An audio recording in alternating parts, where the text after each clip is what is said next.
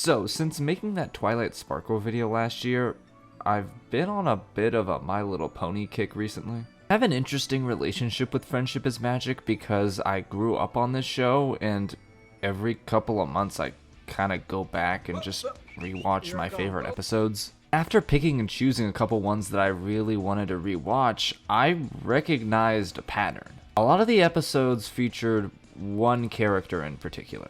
This is Starlight Glimmer. Starlight is one of my favorite characters in the entire show, and really one of my favorite characters in the history of kids animation. Starlight has an interesting place in Friendship is Magic's story. She was introduced in Season 5 as one of our major antagonistic characters, but by the end of Season 5 and into Season 6, not only became the redeemed hero, an apprentice to Twilight Sparkle, and also a deuteragonist in her own way. She gets a lot of focus going forward, and almost becomes the main character of the story even as Twilight's role gradually changes. One of the things I referenced in my own video on Twilight is how her role in the show is constantly in flux as she learns new things and grows in power. She doesn't just keep doing the same things. The first 4 seasons of the show are all about Twilight Sparkle learning about the magic of friendship. Then after Season 4, when she becomes the Princess of Friendship, Twilight's role shifts to instead be a mentor to Starlight. Starlight is now the character who has to learn about friendship. She gets her own big hero moments like the Season 7 finale where we basically get Horse Suicide Squad. This is suicide. Well, that's kind of our thing. I'm a superhero!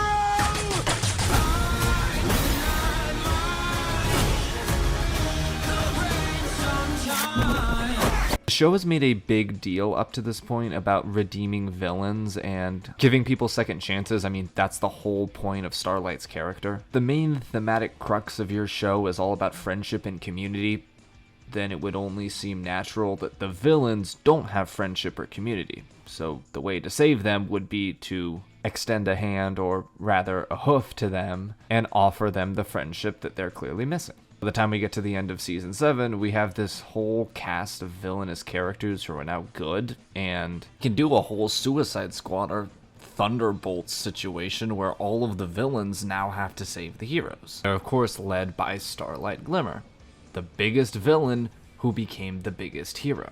Starlight gets a lot of development going forward, but one of the things I particularly wanted to talk about was the idea of her element of harmony. I'm gonna do the guy who's only seen Boss Baby thing real quick and kind of just explain what the lore of My Little Pony Friendship is Magic is. Basically, all you have to understand is that our main 6 ponies all have different attributes that are attached to these weird gems called the Elements of Harmony. Each gem represents a different quality that the ponies have that make them unique. Rainbow Dash's loyalty, Rarity's generosity. By inhabiting these attributes, they're able to call on the magic of friendship to save the day. It's how we get the big laser beam battles that happen later on. The story twists around and tests our ponies, as I mentioned in the Twilight video. A lot of each character's individual conflicts in their episodes are tied to whether or not they'll stay true to their positive attributes. Someone will exploit Rarity's generosity, and she has to question whether or not being selfless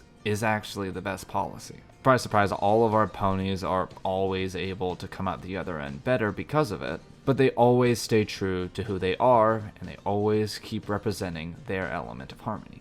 Each one of them has their own element of harmony and their own attribute. Listing them off very quickly, it goes Twilight's magic, Applejack's honesty, Pinkie Pie's laughter, Rainbow Dash's loyalty, Fluttershy's kindness, and Rarity's generosity. However, as the spotlight began to shift to Starlight Glimmer, a lot of us began to ask one question. Is she gonna get her own element of harmony? And the answer is definitively no. She doesn't get like her own little necklace thing. She doesn't get a physical element, but I do think she possesses a key character trait that lends itself to an element of harmony. Again, I am kind of doing the Boss Baby thing here. I know that just giving characters one positive attribute that their character is centered around, well, that's just writing characters. It's not the positive attributes that interest me about Starlight Glimmer. It's the negative attributes we see represented when she was a villain, and how that one central attribute is then changed to become positive when she becomes a hero. That attribute can be summed up with one single word: equality. And that's a Nazi thing, so to prove to everybody how not Nazis we are, we're gonna remove the entire song. See, Starlight Glimmer's whole journey is really about equality. Starting in her intro episode, the Season 5 premiere, The Cutie Map Part 1 and 2, Starlight represents the dark side of equality. In this episode, our little ponies are drawn out to a small little town seemingly in the middle of nowhere. Strangest thing about this town is that everybody has these ever-present smiles, wears the exact same clothes, has the exact same hairdo, and all have the exact same cutie mark. Okay, quick lore drop, but these little butt tattoos you see on the ponies' flanks are actually called cutie marks. They would give them their special powers and make them unique in their own way. However, all of the ponies in this town, including the mayor Starlight Glimmer, don't have cutie marks. Rather, they all just have an equal sign. Eventually, our little ponies learn that Starlight has been using this magical artifact called the Staff of Sameness to remove people's cutie marks and keep them in this giant iPad wall thingy. Starlight then uses it on the main six, removing their cutie marks and trapping them in the town. They're told they can't leave until they accept equality, and it gets really dark for a little bit here.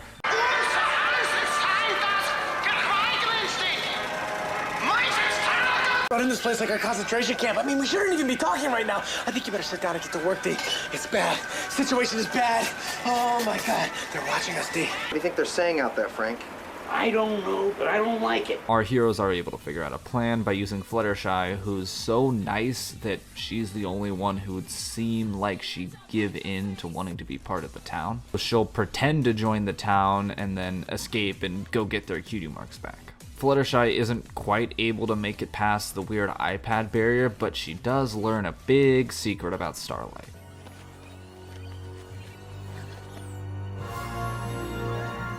So come dawn, they're able to spray water all over her and show the whole town that she's been lying. Starlight steps up to give a speech, and we get a really funny moment. He has unique talents and gifts, and when we share them with each other, that's how Quiet!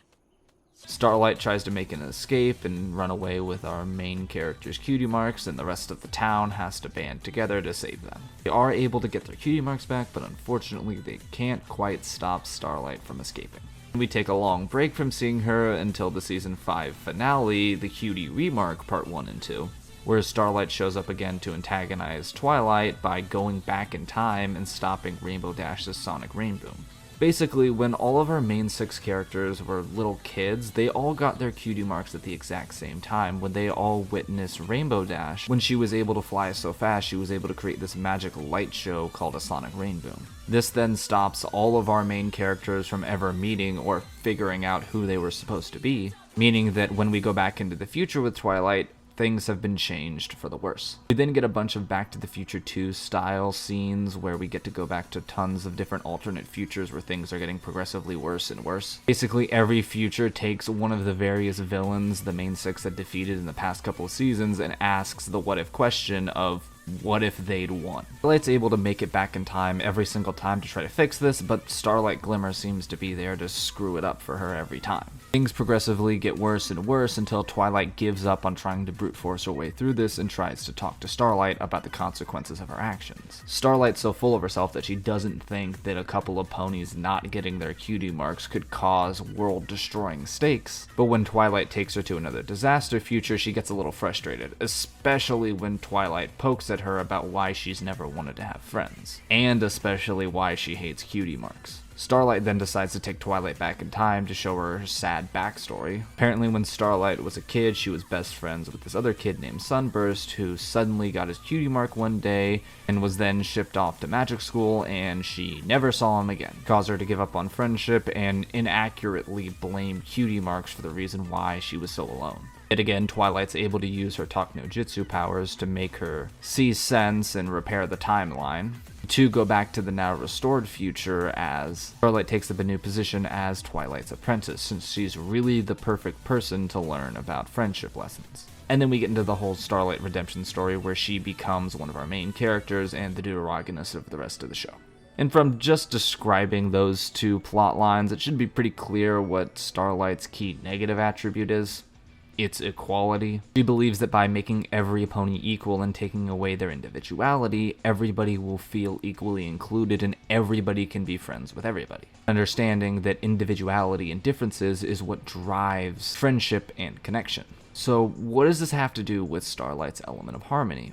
Well, I actually think equality is her element of harmony. Sure, equality without individuality can feel mind-numbing and soul-crushing, but equality itself is not a horrible thing. Another word you could use in this situation is redemption, and that's a quality that Starlight possesses going into the rest of her story. Not only in seeking her own redemption, but seeking redemption for others. This is shown quite clearly with her friendship with Trixie, who was similarly also a villain who was a main antagonist to Twilight, became something of a good pony. I don't know, the jury's still out on whether or not we accept Trixie's redemption. And I really think this is one of the most admirable parts about Starlight Glimmer. It's how her sense of equality has changed over the course of the show. In the beginning, she believed in total equality for everybody, forcing her attributes on other people. But after she becomes a hero, her sense of equality is reflected inward. Instead of trying to create a world of forced equality, she reflects inward and begins to treat everyone else like equals. You could also use the phrase humility here. She doesn't believe herself above anybody else, and most importantly, she doesn't believe anybody is inherently lower than anybody else. We see this reinforced very often, especially near the end of Season 6. Starlight's now the only person to try to give a second chance to the main villain, Queen Chrysalis, when even Twilight had given up trying to save her. It doesn't end up working, but just because Chrysalis was in such a horrible position, it didn't mean Starlight was willing to look down on her. In Season 7, Episode 10, A Royal Problem, an episode where Starlight must resolve the tension between the two rulers of the land, Princess Celestia and Princess Luna. She uses her magic to make them swap roles so that they can experience a day in each other's shoes, gaining admiration and understanding for each other. An action that was very bold considering she didn't even ask them before using this spell. Based on Twilight's reaction, this could have been seen as a very disrespectful move, but because Starlight doesn't feel intimidated by royalty, was the perfect person to bring them back down to Earth.